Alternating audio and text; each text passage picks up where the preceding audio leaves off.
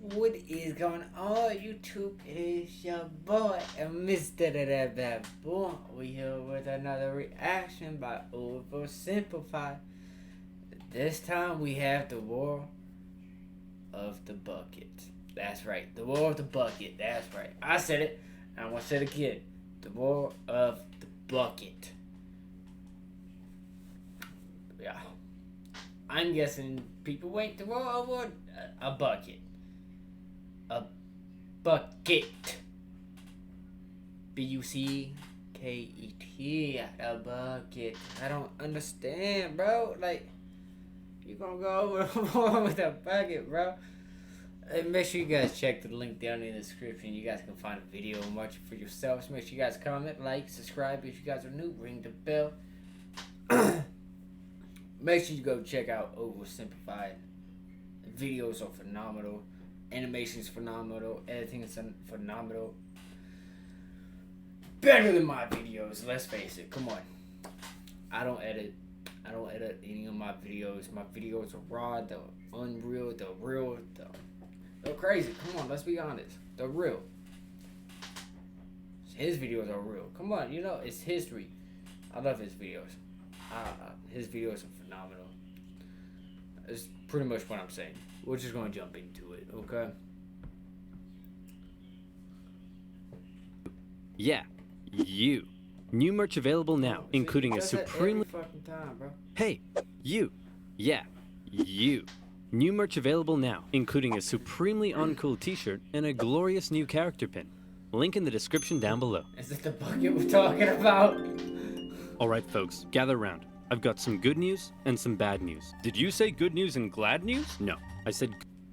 There you go.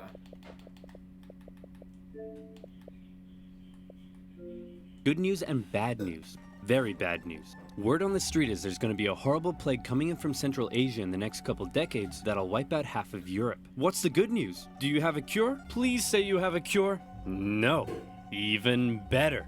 The good news is we've got a new bucket for this city well.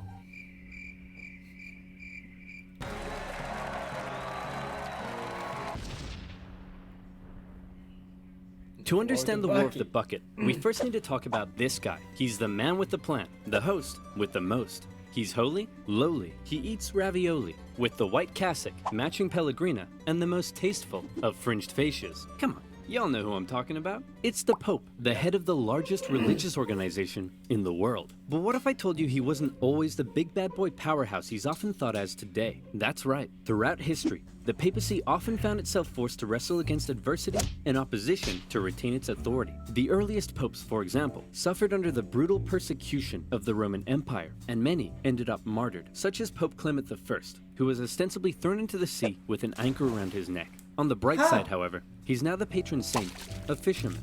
After persecution finally ended, the Pope still found himself being heavily controlled by secular kings and nobility. For over 2 centuries, the Byzantine emperor basically decided who could become a pope. Then came a real low point, during what has been called the Dark Age, a period where noblewomen controlled the Pope through, how should I put this?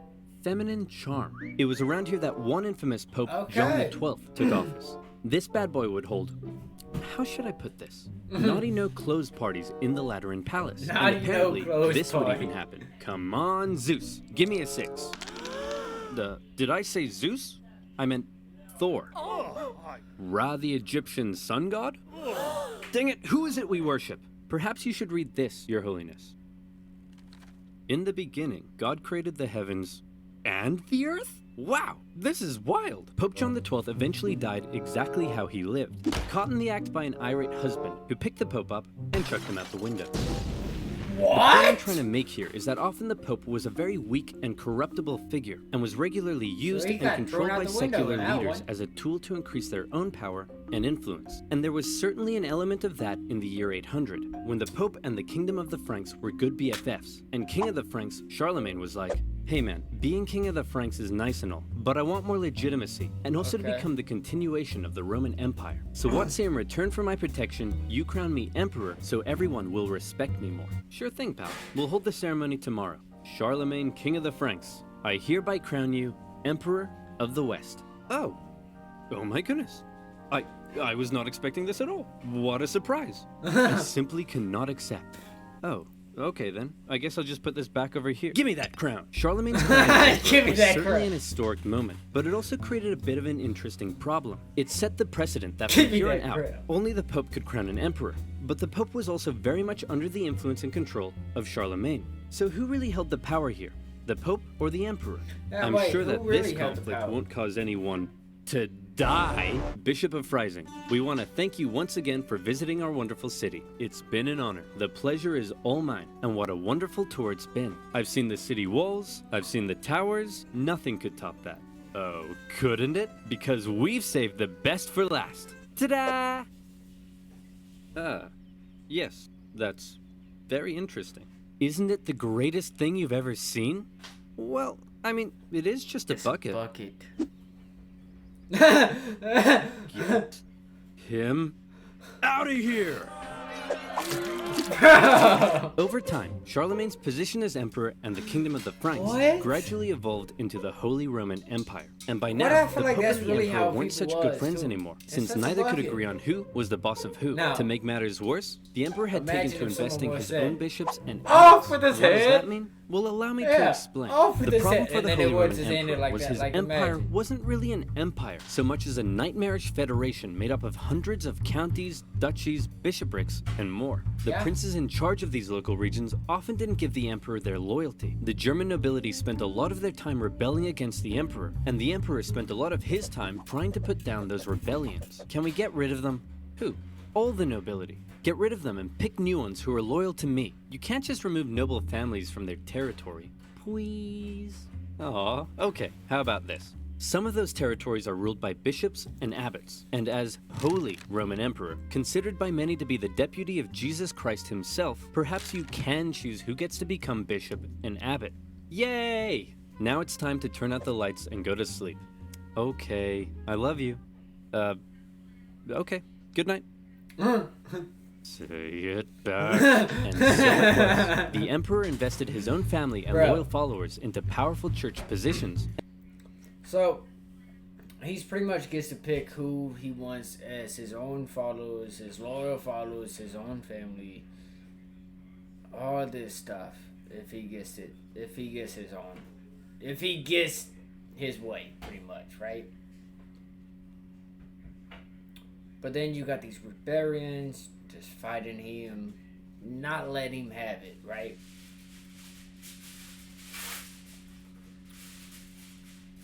But him and the Pope is pretty much on the same level, right?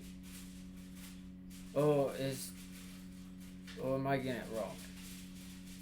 Am I getting it wrong because I'm like a little...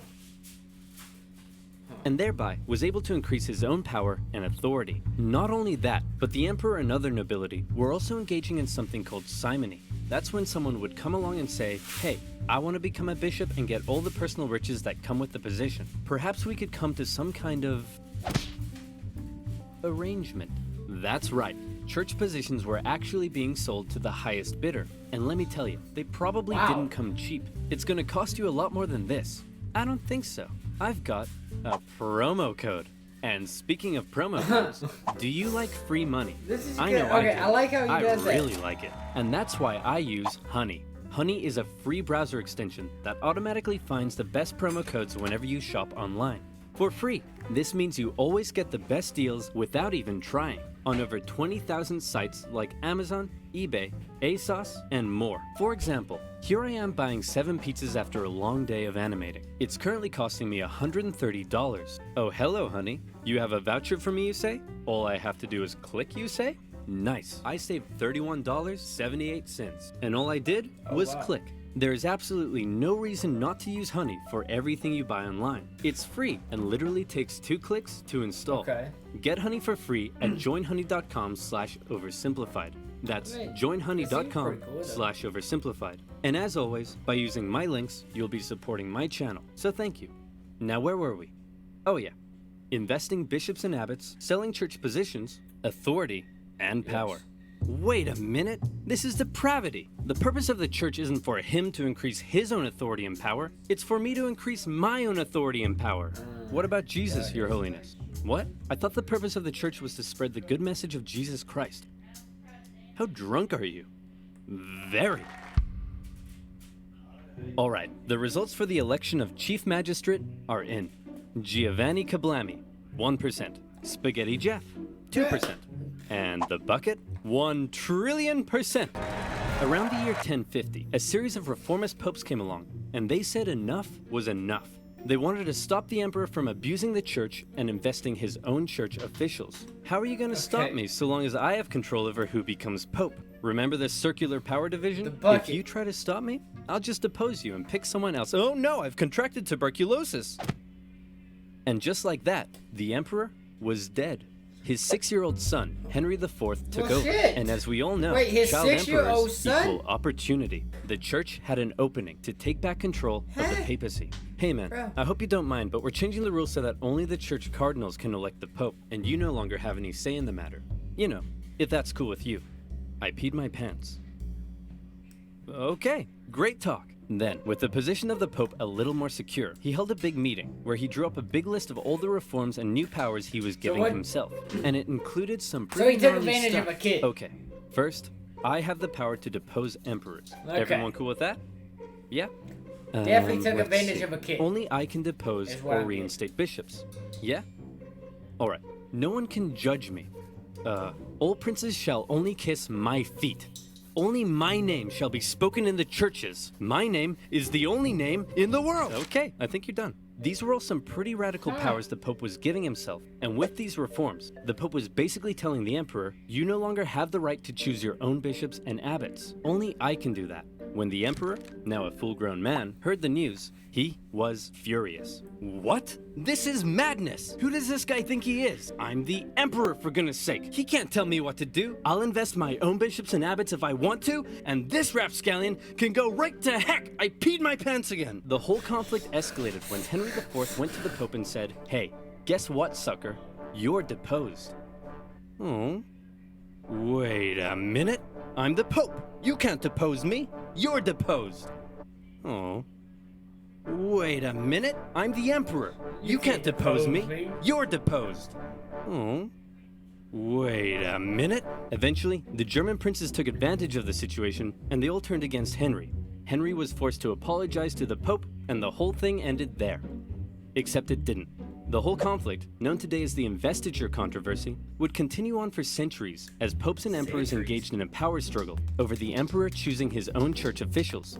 The overall result of this conflict is very intricate and full of complexities, but in general, the Pope was able to increase his authority. Great news, Your Holiness. Your influence is on the rise throughout civilized Europe, except for this one city in northern Italy. Really? What's going on there? Bro! As for the Emperor, he found his realm thrown into further chaos and civil war, as the local princes continued to increase their own power and independence. This was most notably the case in northern Italy. Separated from the rest of the Holy Roman Empire by the Alps, the Emperor's influence and control over Italy had often been questionable. In the current chaos, these Italian city-states began operating almost entirely independently. Their practical independence was further solidified when Emperor Frederick Barbarossa came down in 1176 to try to reassert his control. The cities formed an alliance, and with the Pope's support, they kicked the Emperor right back to Germany. Hooray, said the Italian city-states. We did it! We're the best of friends. And then they immediately began attacking each other. Why? Well, this whole Pope versus Emperor thing, in Italy at least, had infiltrated society to its very core. Across Italy, families and cities were torn between two opposing sides. On one side, the Guelphs, who supported the Pope's cause. On the other, the Ghibellines, who supported the Emperor. These two sides struggled for control as Guelph cities battled against Ghibelline ones. As usual, personal interest played a pretty big role, as pro-Pope Guelph cities tended to be rich, mercantile ones who didn't like the Emperor's taxes. Emperors supporting Ghibellines, on the other hand, were often agricultural, where the expanding papal states were a larger threat. These cities would sometimes even switch sides depending who was in charge and their ever-changing personal interests. In some cities, brutal fighting broke out in the streets as opposing families fought for control. At times, the conflict became so tribal that the differences between the two sides were just downright silly. My love, I can't bear it. We must be together. But how can we? My Ghibelline family like wears the- feathers on the the left plague side of their mask, caps, you know what I and your mean? Guelph family wears them on the right. Just not My really. Ghibelline It does, family like, it cuts looks fruit like it, but straight it don't. down, and your Guelph family cuts fruit crosswise. These are arbitrary differences. We shouldn't let them tear us apart. We can be together no matter what our So families glad. think. Wonderful glad. news. Let's make a toast to our love. I'll drink from my Ghibelline smooth goblet, and I shall drink from my Guelph chaste goblet. Get out of my sight, you dirty Pope-loving wench. Two city-states in particular that got caught in a long-standing rivalry was the Emperor supporting Modena and the Pope supporting, bucket-loving, Bologna. These two cities had bad blood between them, as they had already fought against each other on a number of occasions. In 1249, the two sides took part in the Battle of Fasolta, after which the victorious Bolognese launched a live donkey into Modena to humiliate them. For decades after that, the two sides would occasionally take little day trips into each other's territory and mess things about a bit. In the fateful year of 1325, the Bolognese went on one such trip and laid waste to some farmlands. The ruler of Modena, Passerino de Bonacolsi, was having none of it. The Bolognese had two major forts protecting their city in the southwest, so Passerino, in retaliation, decided to take an army down and lay siege to one of them. Hey, you dirty Bolognese jerks! You think you can raid our farmlands? Come out here and face me like a man. Hey man, what's up? I've just come out to let you know that there's no need to siege us because— Whoa, hey man, chill out. I'm trying to tell you— Whoa, stop doing that. I'm trying to tell you I'm actually secretly sympathetic to the Imperial cause and I want to willingly hand the fort over to you. Oh, cool, okay. Dude, what was that for? For betraying your people. And this is for joining mine. Mwah. I really thought he was about to get in again, bro. Yeah. I really thought he was about to go, oh, bow! He was about to say, Getting an "What eye was that exam in for?" person Oh, wait, is no, the wait. best thing that you can do for your eye health. The Bolognese were pretty unhappy to lose one of their main defensive forts, but to make matters worse, then this happened. Hey, wait a minute. Where's the bucket? Oh no, it's gone. Those Modenese must have taken it. We'll make them pay. This is unacceptable. They may take our lives. They may take our fort, but they will never take our bucket. Oh wait, here it is. I found it, guys. It's right here. Phew. Could you imagine if we started a war over that? That would have been really stupid, and there'd probably be a billion videos about it on YouTube one day. Thank goodness it never actually happened. That's right. The famous story you may know about the War of the Bucket, that the war started because Modena stole Bologna's bucket, doesn't actually seem to be quite right. I was surprised to find that the bucket was likely not actually stolen at the start of the war. And at this point, I want to thank and give a big shout out to fellow history YouTuber M. Laser. He's the one guy I found who actually translated a fantastic original Italian source, and then kindly allowed me to use his work in my own research. He does really well researched and in-depth videos, and definitely deserves way more subscribers, so please head on over and check him out. The real reason Bologna seems to have declared war on Modena is simply that they both hated each other, supported opposing factions, the Pope had called on Guelph cities to attack Passerino, and Bologna wanted its fort back. And they were gonna get it back. Bologna had a large force, much larger than what Modena could muster up. So they felt pretty confident. So no one They started sent half their force to lay siege and take back the fort, and the other half took defensive positions to prevent the Modenese from crossing the river. The smaller Modenese force were struggling to find a place to cross, so one night they were like, "Hey guys, look out, we're attacking way up here in the north. Better move your troops." Oh, would you look at that? That was easy. And just like that, the Modenese were across the river. The Bolognese were probably expecting the Modenese to come and break their siege, but instead, the Modenese went for the second fort at Zappolino. Bologna couldn't afford to lose both of its defensive forts, so the entire Bolognese force moved to take defensive positions at Zappolino. When the Modenese arrived, it was already late in the day, and there were about 2 hours of sunlight left. In most medieval battles, at this point, both sides would set up a camp, rest for the night, and prepare for battle the next day. But the outnumbered Modenese decided the only way to win was to deal a quick, decisive blow while the Bolognese were still unorganized and unprepared. And that's exactly what they did. They charged at the Bolognese line, and the two sides engaged in fierce combat. Then the sneaky Modenese pulled what must be the most predictable, yet somehow consistently surprising move in medieval warfare. They sent the cavalry around the side and hit them from behind. Bing bang bong, the Bolognese went on the run. With casualties in the thousands, Modena had won, and the Modenese cavalry chased the Bolognese cavalry all the way back to the city. After Modena's victory, they went on a tour of the Bolognese countryside, burning some stuff down along the way. When they reached the city itself, instead of laying siege, they set up a camp and basically held a massive party for 3 days. The defeated Bolognese could only sit back and watch. As the Modenese force began packing up and getting ready to leave, they noticed something. Oh my gosh. Hey, check this out. No way. Are you kidding me? They're still using traditional wells. Hey, you dumb Bolognese. Ever heard of an artesian well? You can't even get water out of the ground without using a stupid bucket. It's not a stupid bucket. It's a wonderful bucket. Yeah, whatever, bucket boy. We're taking this with us. So Modena stole Bologna's bucket and put it up on display in their cathedral, eventually moving it to the city hall, where it remains on display to this day. The two cities came to a peace settlement a few months later. Bologna would have to pay heavy war reparations, and in exchange, Modena would return all conquered territories. So Modena they did kept lose the bucket. Despite being one of the bloodiest battles in medieval Italian history, it didn't really change anything, except now Modena had Bologna's bucket.